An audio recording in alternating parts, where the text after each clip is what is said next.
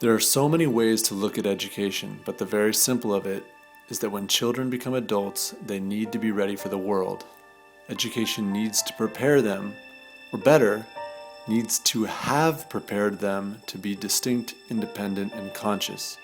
Because if they are not ready, these children in adult bodies will be, if I can use the old proverb, sold for what they are worth at the market. This has me highly concerned. For my own kids, but also for everyone who shares this planet.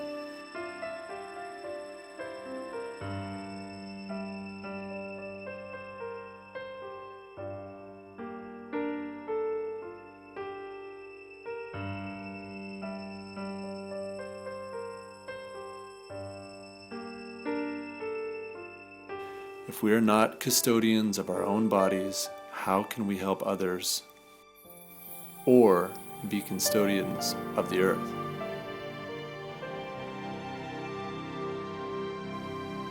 Education has to have impact.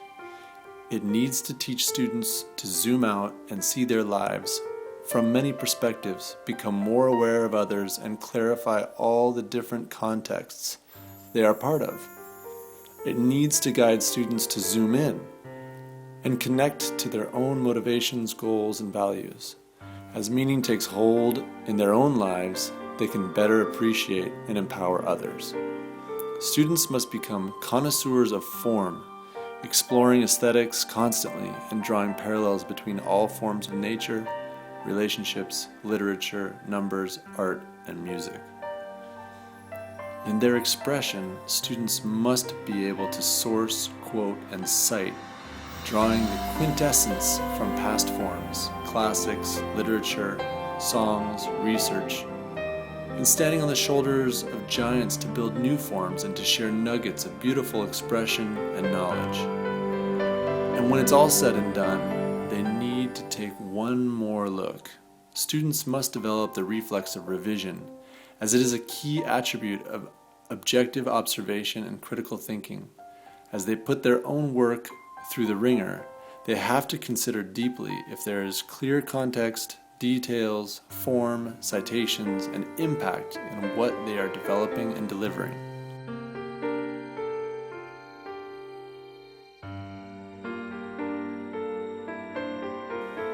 My name is Zachary Reznichek. I train teachers. I teach academic English, critical thinking, how to write, and life skills. And I'm also a life coach. How distinct, independent, and conscious are children, let alone ourselves?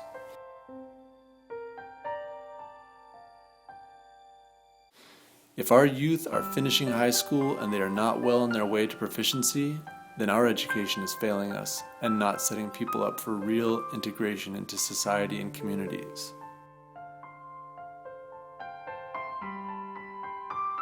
Just look at the opposite for a second. If you're indistinct, you're a copy. If you're dependent, you're needy. If you're unconscious, you're unaware. Taken together, this could spell fake, vulnerable, and ignorant.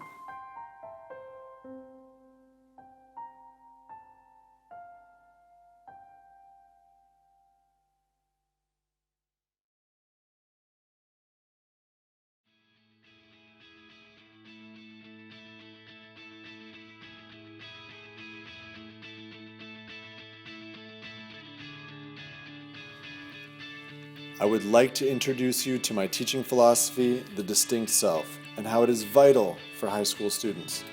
The distinct self is one part resourcing the self, one part story building, and one part strategic motivation.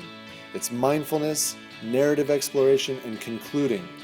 Bringing these methodologies together is critical for youth because I believe that you, as your own primary reference, can become another distinct, independent, and conscious person, sharing space, compassion, resources, knowledge, and transparency in communities local and global. That might sound like a big mouthful, and it is.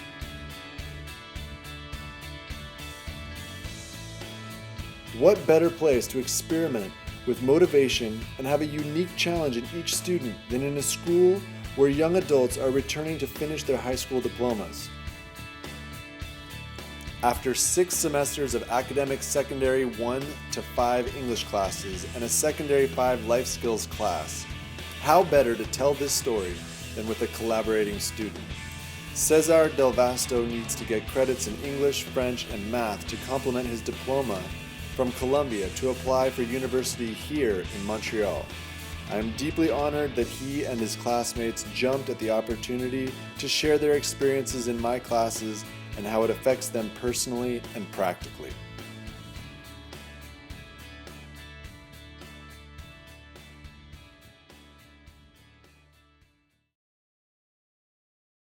Gina, I'm going to ask you a couple of questions about Mr. Zach. You're going to say anything comes to your mind, and hopefully it's true and only the truth. If not, only God. Got it? Yeah. The first thing that comes to mind is always the truth, and then you decide what you're gonna actually say. What do you think about Mr. Zach? He's awesome, and like teaching as a person, everything. When he teaches a class, it's not for the sake of teaching, but it's for the sake of making you understand, and for you to better yourself and your writing while you work. Every day is a different adventure with him in this class. Because he can see that sometimes we look discouraged, like he would actually say stuff to encourage us, like, you know, like doing meditation, and I think it's really good. Like he really helped us to stay on track, like to not be discouraged, to not just sit there and feel stuck. You can ask him questions and he'll actually make you move forward. Always active to help people, help the student, always in action. Like he wants to know about us, like who we are. So if he ever has to come see us personally, he'll know how to react. Even doing with outside life, he's there to help you and he's there to listen to you. Well, the thing I remember by his teaching is like when you're doing something, like don't do it excuse my language, half-ass. Like do it 100%. Put your heart into it. Like put a little meaning into it. I find that he's a really interesting teacher that can teach us more than just the subject, more than just English. A teacher that can teach us more, as in life, as in skills, as in how to get by. You know? Yeah, is when he started making us meditate. I never did that before. I found out it was very new. So you look at things at a far view, you could say. Some out, some in. Like, wow, comme ça. Like he did like that. Take a step back and look at the big picture, and then summarize it in 3 sentences. And out of those 3 sentences, you make it into one. And I still have a punch. Zach is my favorite teacher. He's the one that I listen to the most, actually.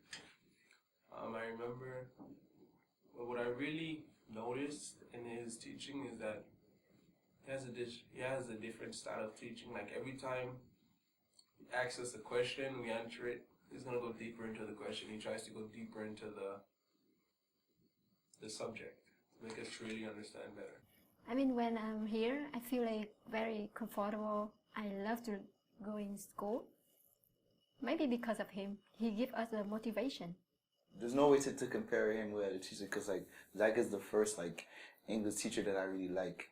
Like just to the fact like the 10 minutes of meditating in class, like I found that amazing. Like it really helps throughout the whole day. So Zach is just different from other teachers. Understand us, like get to your skin. Like he knows that we go through rough time in life, and he knows that. So he actually, when he teaches, like it's like he teaches with his soul.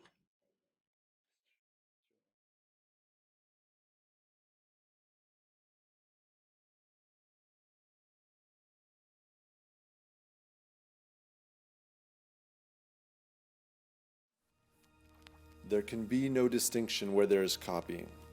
Nobody knows you better than yourself. When we mindfully observe our patterns, we bring a deeper sincerity to our relationships. The more we engage in maintaining each other's freedom, the more we add value to ourselves, our communities, and the world. Then reciprocally, the more we embrace our consciousness, the more we empower one another. The distinct self is just one approach to authentic living and self-validation. It is an approach made up of a lifetime of rich pedagogical, philosophical, scientific, and natural influences and practical experiences. If we cannot resource and refresh our own bodies and minds, then assuming custodianship of the earth is a fantasy. Mindfulness is a continuous return to the present moment. Narrative is a study of the past to inform our future. Concluding is a strategic approach to meeting our goals. So much is possible. There is the potential within each of us to connect or disconnect. When youth finish high school, it will be our failure if they are hardwired into a single system and a conduct ethic. We will have done our jobs if, and only if, they have the tools to decide where they want to plug in. The distinct self. Value yourself, empower others, build your legend.